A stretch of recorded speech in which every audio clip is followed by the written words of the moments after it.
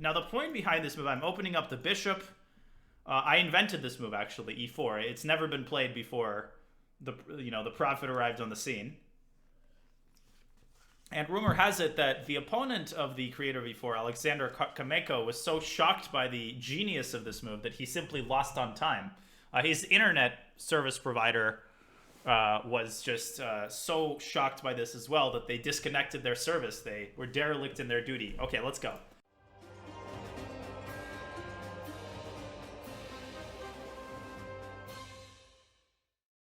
Okay, we are playing our first 2000, guys. We have not played a 2000, and I'm going to play the C3 Sicilian, which I've recommended to people in this rating range for a while. Thank you, Eric, for the 1000. So he goes d6, which is not the best line against it because it allows us to control the center. Now he attacks the pawn on e4, which means that we need to defend it by deploying our bishop. And there's a couple of subtleties to be aware of here, particularly if he goes knight c6. Yeah. So we develop our knight to defend d4. Now bishop g4 here looks very intimidating. I'll explain it after the game. He goes e6, which is very, very passive. A very passive development by our opponent. There's nothing special that we need to do to play against that. But there's basically two ways of playing here. We can open up the center with dc, which would make a lot of sense. Or we can play sort of flexibly. We can play bishop g5. Let's do it by the book. Let's just develop all of our pieces. Knight b to d2. That is the downside of the Alapin. You can't get the knight to c3, but that's okay. The knight is fine here. And it also buttresses the pawn on e4. So we're definitely better. We've got a nice pawn center. He's probably going to go d5 and try to lock up the center. But he's going to be left with a lot of positional weaknesses. And he's going to be very cramped. So it goes e5. Now, a lot of people struggle with this scenario, right? How do we make a decision between DE, D5? And you need to use kind of your intuition here, right? DE would open up the position to his favor. It would allow him to go DE and attack our bishop. So we go D5, we keep the center closed, and our space advantage here should, in theory, it should cost him. Now, there's actually a tactical detail here that I failed to anticipate. Let's see if he finds it. Let's see if yeah, he does. Knight d5. So I actually missed this move. But that's okay. And this is the good thing about being positionally better. You can blunder a pawn, and you can still be fine because he's opened up the d file. How can we put pressure on the pawn on d6? What can we do to put pressure on this pawn? We can go knight to c4. No disaster has happened. We've still got a good position. But this is a very instructive mistake that I just made there, blundering that move. And we've even had this before on the other side. Okay, so we win back the pawn with our knight. And the position is about equal. And I'll show you guys after the game how I could have done better than this. If he pushes with d5, we would have taken, and then the e5 pawn would have been hanging. Okay. So let's see what he does. We're also attacking, by the way, the e5 pawn. He's got a nice knight on b4, though, to counterbalance that. The best move here would definitely be queen to b6, preparing to sizzle down that knight with rook a to d8. In that case, we need to evacuate this knight. He goes queen to c7. I believe, not the most accurate move. What does this allow us to do? Why is this queen on c7 not ideally placed? Well, there's several things we could do. We could go knight to b5 with tempo. And actually, most people here would go for rook c1. But here's the thing, guys. The knight on d6 is the vulnerable piece here. So instead of using this get-out-of-jail-free card to activate our rook, which we could do later, let's go knight to b5. Let's evacuate our knight, because that's priority number one. Chess is all about priorities. What is the top priority? It's actually to get the knight out. Guess what we can do now? Something we couldn't have done earlier if this knight was in trouble. Now it's not in trouble. It's defended. And I think he's forgotten. What has he forgotten about? He's forgotten that the pawn is hanging. And now we're up a pawn. Yeah. So sometimes chess is about resisting the temptation, right? To do something by the book and to prioritize. If he takes on a2, he's going to lose material. And I'll show that after the game. Okay, he goes a6. So he chases 2-2. Think he chases that? Sure. No problem. We'll get the knight back to c3, an even safer square. He's probably going to, yeah, rook d8. Now, we've got to be careful, right? If we go queen to e1, we walk into a fork. So where can we put our queen such that it remains... Hey, Ruin, thank you. where should we put our queen such that it remains active? We should go to a4. We apply pressure on the knight. Okay. Queen c1 would have also been possible. This is just a little bit more active.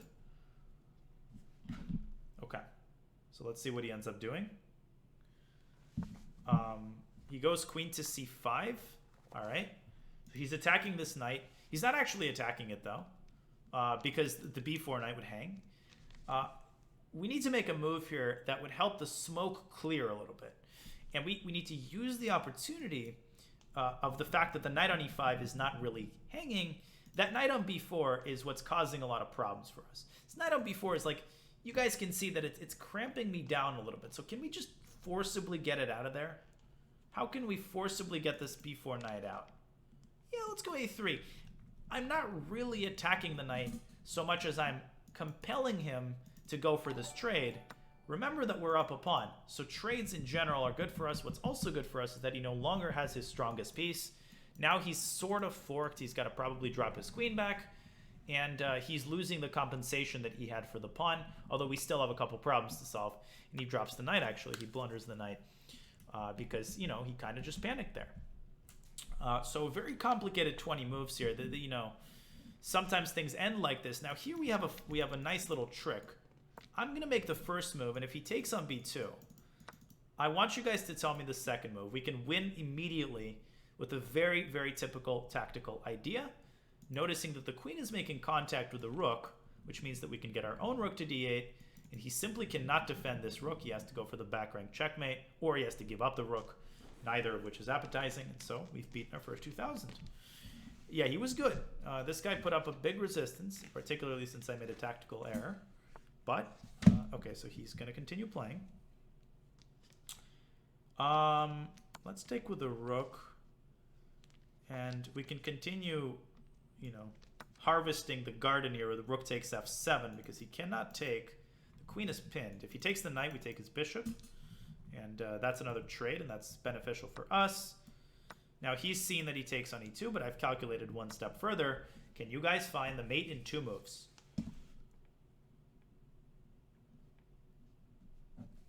Bingo. As Rezaev sees it. Who else sees it? Queen to f5. He can't cover because of the pin. He's got to drop his king back. And rook f8 is checkmate. Okay, so a good game. A sloppy one, but nonetheless. Okay, so let's see what he ends up doing. Okay, he's disconnected. I think he's not very happy. He thought he had me, but you know, you can't give up. Gotta keep pounding. Keep grinding. Okay.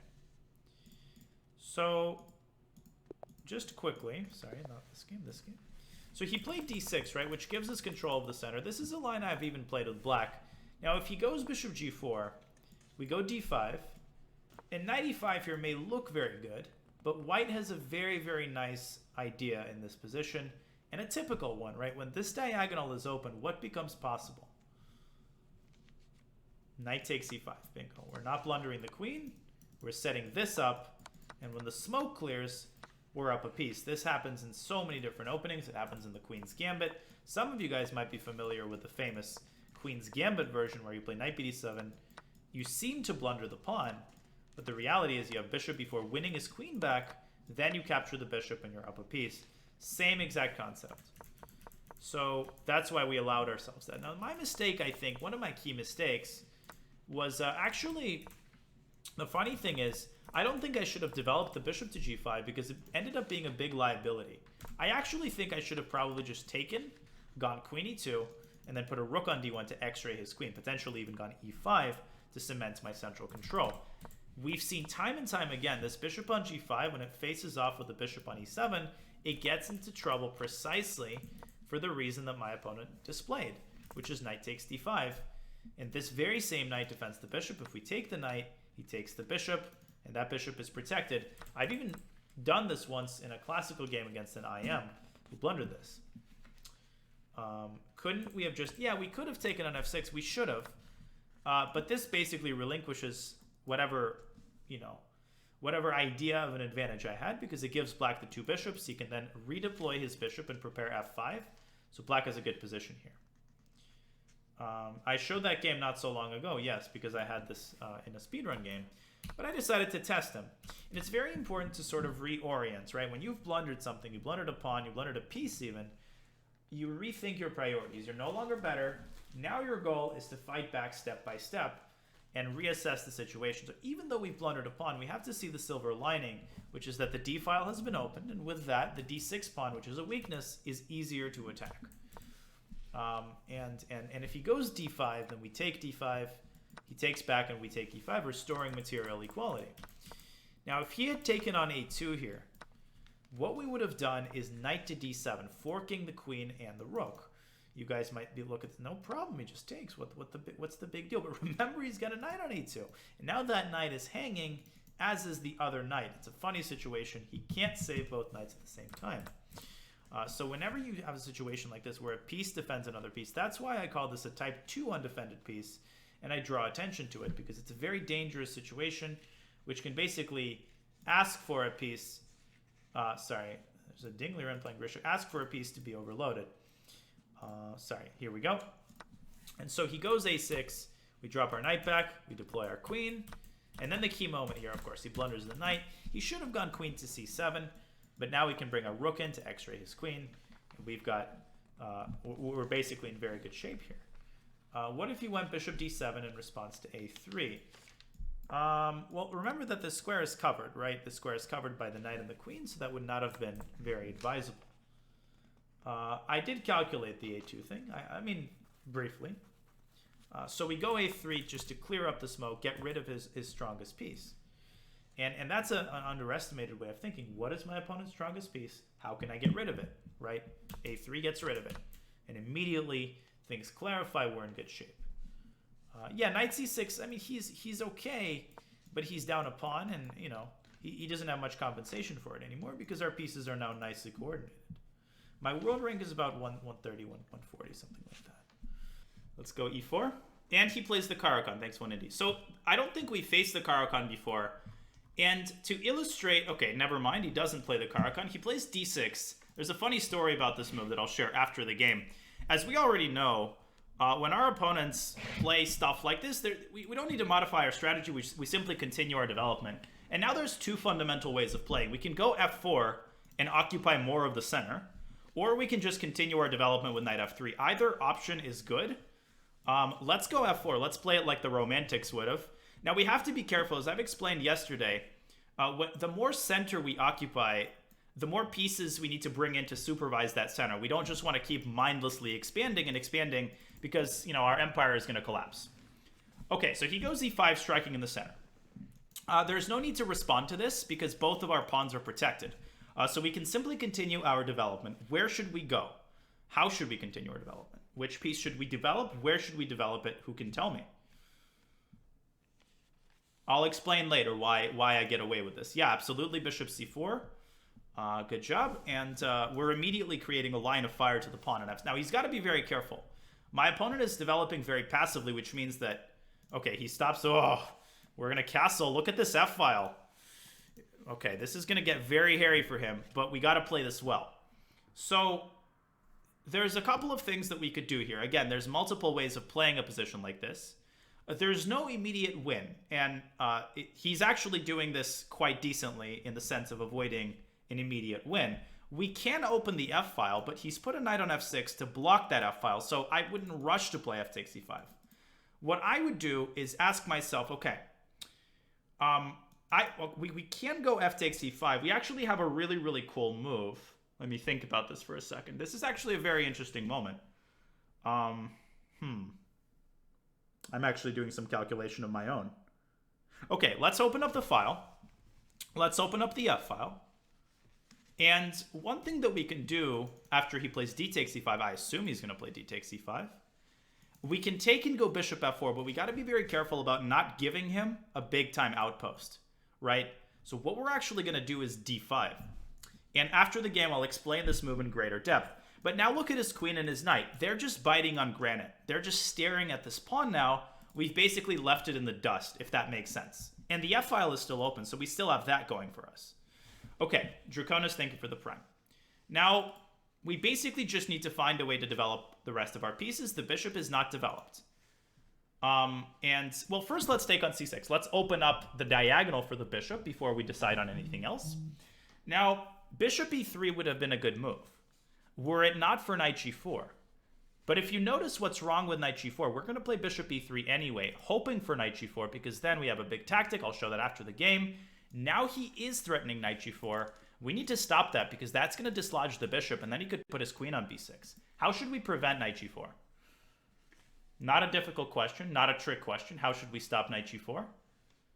Don't be shy about making a move like h3, all right? Sometimes you gotta, you know, even kings have to pee or whatever, I don't know. Even, you know, you don't have to scale Everest with every move. You make something, just stop something like knight g4. That's totally fine. Now he sets up an x-ray against the queen. Let's get this queen out of there. Now, why did I put the queen on e1? You guys are familiar with this maneuver. Where is the queen going? Now we are going to scale Everest. Where is the queen going? Is it going to h4? No, it's not. We're going queen g3 because we are setting up an x-ray against the king. What are we threatening? We're threatening bishop takes h6. We are hoping for knight g6. That would blunder a knight. Remember, that bishop on c4 didn't go anywhere. It's still there. And by playing h6, he's weakened the g6 square. The pawn on f7 is paralyzed. It cannot move. So knight g6 would blunder the knight. He's in trouble because not only are we threatening bishop takes h6, we're also attacking the e5 pawn. And it's very important to get a full sense of what you're threatening. Don't zero in immediately on one thing. Look at everything that you're threatening. Okay, so we can play bishop takes h6, but then he has a very tricky response in knight h5, which is actually quite annoying. And I will flesh this out in greater detail after the game. One thing that we can, well, let's take on e6. And now if the bishop takes h6, again, he plays knight h5. And things get a little bit messy. But h6 is not the only pawn that's hanging. What other pawn is hanging? Can somebody tell me? And what should we take it with? e5. Now, we should take it with the queen. And after the game, I'll explain. And I'm writing all this down. I won't forget any of this. Why didn't we take it with the knight? There's a very specific tactical reason for that. And so we take it with the queen. Now, bishop d6 almost traps our queen, but it doesn't because we have the f5 square. By the way, the reason we didn't take with a knight is because he would have had bishop d6. Now we have queen f5. And I believe that we are home free. We also are threatening the move e5. The f file didn't go anywhere. That's still up for grabs. Yeah, the knight would be pinned. There's some cool tactics here, and I'll talk a little bit more about that after the game. We're a little bit low on time, so let's expedite the process here. No need not to play e5. Let's expand. Let's get the bishop out of the picture, and then we can contest the d file if we want to by playing rook a to d1. Let's see where he goes. Everything depends on where he goes with the bishop. Okay, so bishop c5, no need not to trade. We're up a pawn. We're not against trades. And now we're going to bring the rook into the game, contesting the open d-file. Hopefully this makes sense. The knight on h7 is also very passive. So in this part of the game, we're just going to bring the rest of our pieces in. And then we're going to see, depending on what he does, we're just going to keep improving every one of our pieces. Now, I see the square on d6. What piece could land on that square with great effect? Can somebody tell me? What piece is just, it's vying for that square? Absolutely. Get that knight over there. Damn, girl. And then, well, then f7 is going to be under pressure. Some of you might see, wait a second, doesn't he win the pawn on b2? Do I care? I absolutely do not care. Let him take it. Okay, so he takes this way. He's probably going to go rook d8. No? All right, well, I guess I'll have to prove myself. So let's move the king. And if he takes it, we are going to descend upon him like there's no tomorrow. Now, knight d6 would be tempting, but let's not rush. Before playing knight d6, we can slide the rook into d7 so that knight d6 comes with more Tabasco sauce, so to speak, right? When you see a tempting move, you don't want to rush to play it. You want to make sure that you play it in the best possible version. We're not winning here. It's not that simple. But we are attacking f7, and his position is on the cusp of collapsing. He's actually playing extremely well. This guy is putting up a very good resistance, but you can see that he's beginning to show cracks. Okay, so we're going to take this knight. And now it's a simple task of basically if we can move one of the defenders away from the f7 pawn, we'll be able to take it. What should we do after he takes? What should we do? Yeah, of course, we should play h4. We can't remove the rook, but we can remove the knight. Knight has to move. Then we take f7, and his position collapses completely because we're just going to have a devastating attack against his king. And we should start thinking about what we want to take on f7. He's probably considering a move like g6, which would prolong. Yep, so that's a good move. But we're going to slide this queen right over here to f6. And again, he's finding only moves here to survive. Knight h7 here would attack my queen and force me to attend to that threat. But it wouldn't solve the long-term problem that he's facing, which is that f7 pawn. It's still hanging. And guess what? He might stave this off for a couple moves. Thank you, Jacob C, for that. But, you know, he's making these one-move threats. But what he's not doing is solving the underlying problem here of this pawn. But he is playing extremely well. Once again, I have to give him a lot of credit here. Okay, so queen here. Let me think. Oh, we have a sick tactic. I think this works. So we can play knight takes f7. In the interest of time, I'm going to play this move now. But can somebody tell me the follow-up? What is the follow-up? I'm removing the defender here on what square? I'm removing the defender on which square? Which square can I now access with my queen? The g6 square. Now, he's got two choices. He can move to h8, but then he drops the rook. Or he can move to f8, and then I'd like somebody to tell me the checkmate. It's mate in 2. Take it away, guys. I'm going to sit back. Don't worry. Everything's under control. And do the honors, please. Bingo. Good game. And definitely a lot to talk about. Let's delve in. So he played this, and there's a funny story about an old Russian master named Vladimir Simagin, who was a grandmaster from the early 19th century. Early 19th century. None of those things were true. I think he lived in first half of the 20th century. Lord of the Bings, thank you for the prime. And their story goes that he had a long night on the town, and then he comes to the game the next day, and Simagin plays c6, and then he plays d6. And he was a Karo-Kann player, so his friends after the game are like, Vladimir, like, what are you doing? He's like, well, I didn't have the strength to push the pawn to d5. I don't know, in Russian this sounds funny. Anyways, he didn't have the strength to play the Karo-Kann. Instead, he played one of these openings where you prepare the move e5, quite passive. And why is f4 something I can get away with? Doesn't this actually weaken my king? It does. And I talked about this yesterday. Part of playing chess at this level and above is all about making these cost-benefit analyses, right? I'm making this story up. No, it actually exists in Russian, I think. But it is funnier in Russian. So it's a cost-benefit analysis. So on the one hand, we're occupying more of the center. On the other hand, we're weakening our king. So the question I ask myself is, can I foresee a scenario where he exploits my weakened king? And the answer to that really is no, because look how passively he's already developing. I'm using that as a clue to justify a slightly more ambitious way of developing. It's all about what your opponent is doing. Okay, so we develop. H6 is a good move, stopping knight g5. We castle.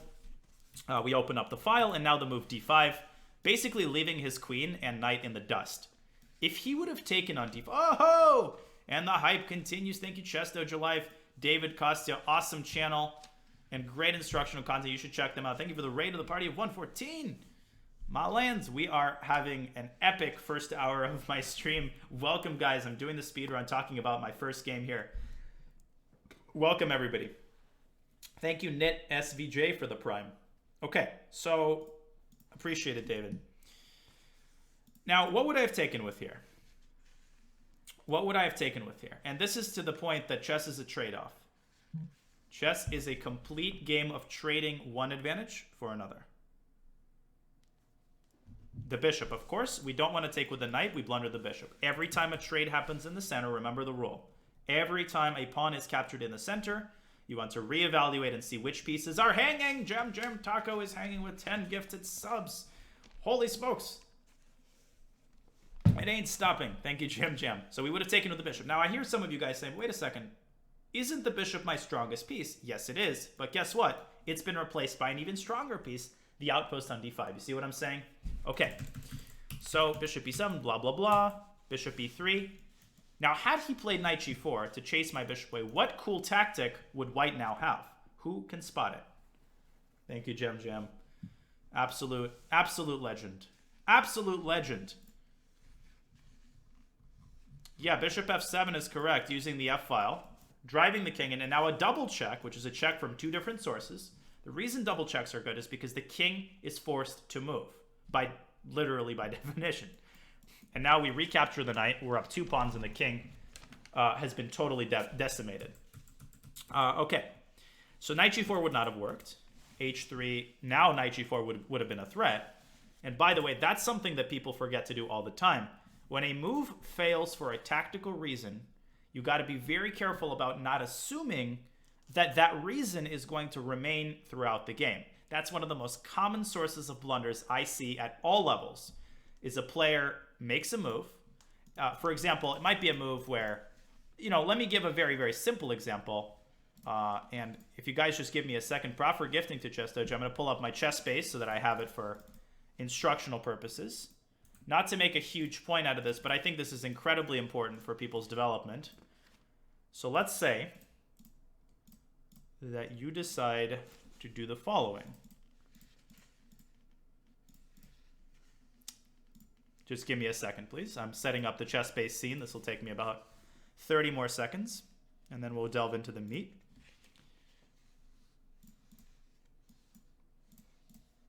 Okay, we're almost there. Just need to make this a little bit bigger. Okay.